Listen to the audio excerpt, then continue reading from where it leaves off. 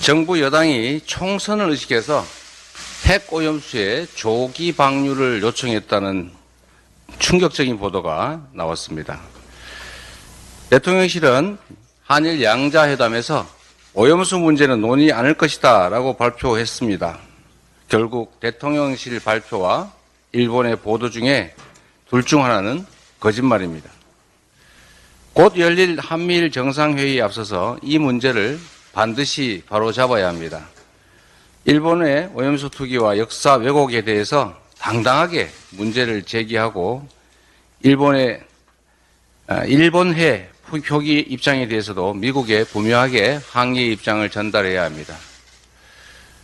동해는 동해이지 일본해가 아닙니다.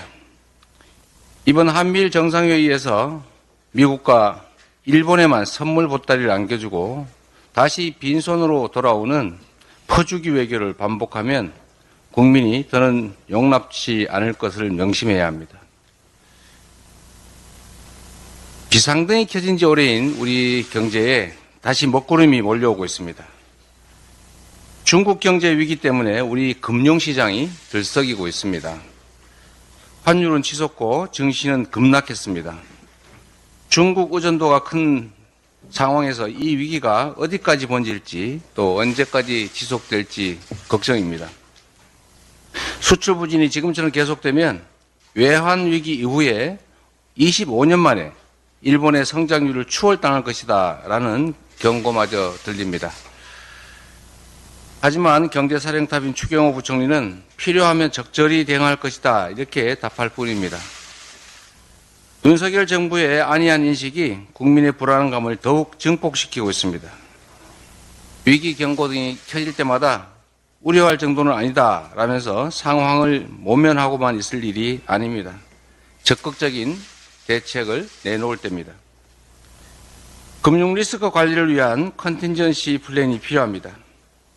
한 원위안 동조화가 심화되고 우리 경제의 중국 의존도가 높은 만큼 중국 경제 불안이 우리 시장에 그대로 전이되지 않게 해야 합니다.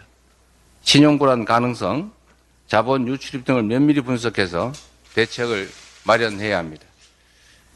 우리 경제의 뇌관이 되고 있는 가계부채, 지방과 상업용의 부동산 문제, 프로젝트 파이낸싱 문제, 이런 문제들이 심각한 만큼 시장 상황을 면밀하게 점검하고 선제적 대응에 나서야 할 것입니다.